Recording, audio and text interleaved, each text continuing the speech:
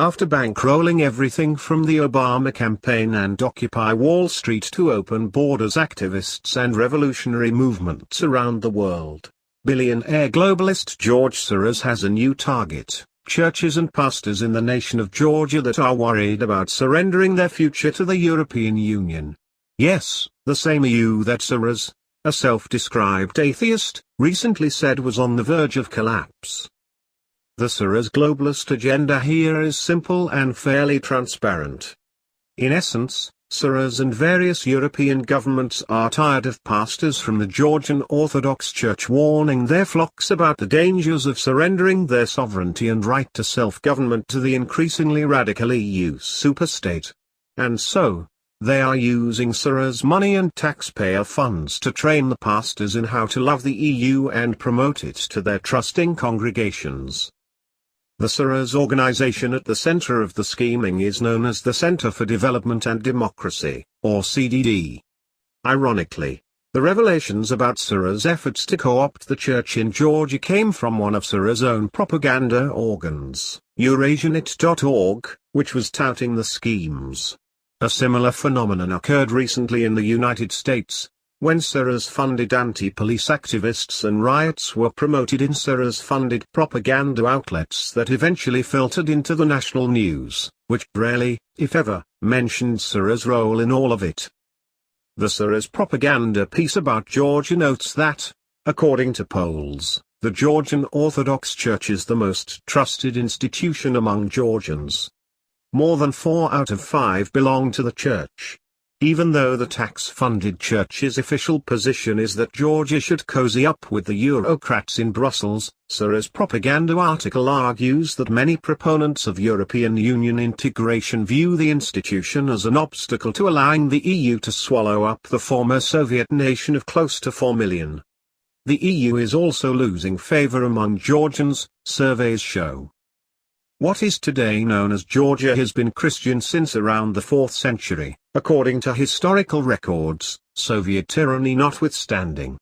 Part of the congregation thinks Europe, the West generally, is a threat to Georgia's original culture and traditions. Church leader Grigol Berbichashvili is quoted as saying in the Soros piece, which was reprinted in various other propaganda organs.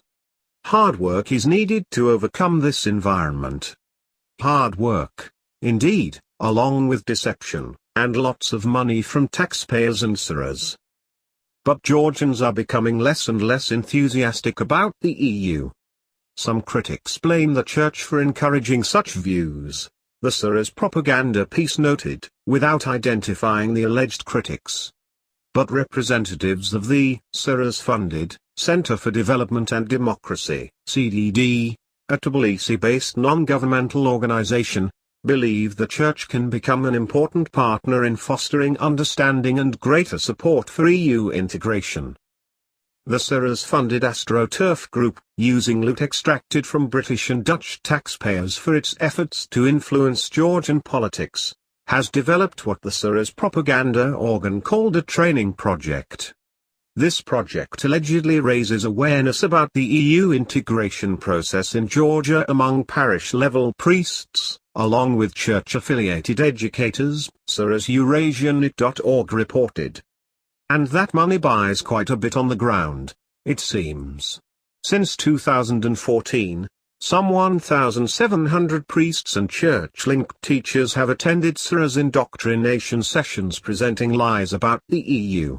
Greater awareness about the benefits, of closer EU ties, the thinking goes, can enable participating priests to better lead debates among members of their respective congregations, the Soros propaganda outlet reported, adding that clergy are especially influential in rural areas. Sermons, confessions, group pilgrimages, and social events such as weddings and funerals all provide opportunities for priests to share their knowledge. The sort of propaganda being dispensed at the training sessions for priests becomes obvious from the report, too.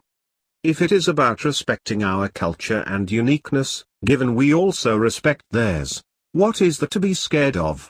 Priest Georgi Godzashvili said about the EU after what he called fruitful training sessions with the Soros group. One of the speakers at the sessions, Michael Mersey-Ashley from the globalist Soros-linked crisis management initiative, echoed that deception. After explaining that such sensitive issues as same-sex marriage, for example, are the sovereign responsibility of any country to decide, things get clear and participants even ask if that explanation was so easy. Why did nobody explain it before? Mersey-Ashley claimed. In the real world, of course, the EU has become infamous for showering taxpayer funds on the radical abortion lobby, programs to sexualize young children with pornographic sex education, and pro-homosexual groups, even those linked to the promotion of pedophilia. The EU and its kangaroo courts have also been usurping ever broader powers over practically everything, including the family.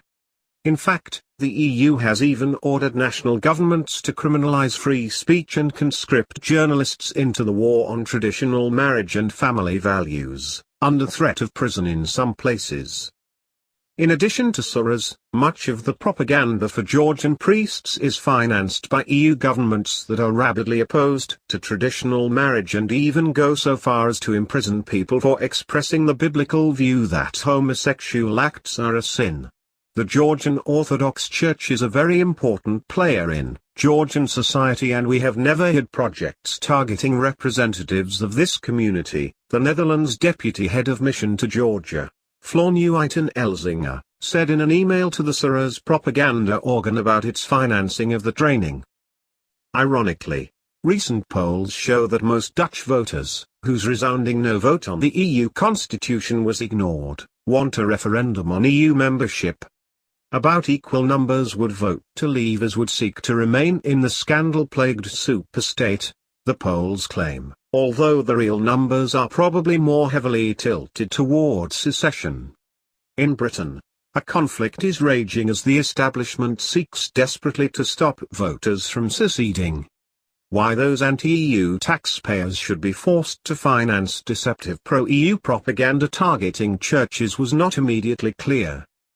Like the situation in Ukraine, where Soros was also a key player, globalists are trying to deceive the people of Georgia into a false choice, the notion that they must either surrender their nation to the authoritarian EU regime, or to Vladimir Putin's similarly autocratic, sovereignty-shredding integration scheme known as the Eurasian Union. In short, heads, Georgia loses, tails, globalists win. But it is a false choice. The people of Georgia could simply retain their sovereignty and avoid entangling alliances with either superstate. The plan for what Soros and others call a new world order, though, demands that all nations submit to a regional government, which would itself be subservient to the globalist-controlled United Nations. Globalist apparatchik Henry New World Order Kissinger explained as much in his recently released book World Order. The contemporary quest for world order, world government, will require a coherent strategy to establish a concept of order, regional government, within the various regions and to relate these regional orders, governments, to one another, he wrote. Soros apparently agrees. Of course, Soros' schemes to co-opt targeted Christian churches and movements are not limited to Georgia. In the United States, the radical statist has showered millions of dollars on Christian movements to promote open borders, abortion, homosexuality, globalism, statism, and other anti-Christian extremism.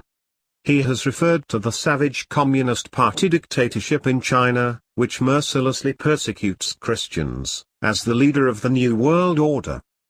Soros himself, meanwhile, despite his generous funding of far-left Christian schemes and churches, is not a Christian, but an atheist. And while the protégé of the Rothschild banking dynasty is of Hungarian Jewish descent, he has also admitted publicly to helping the National Socialist, Nazi, regime confiscate the property of Jews.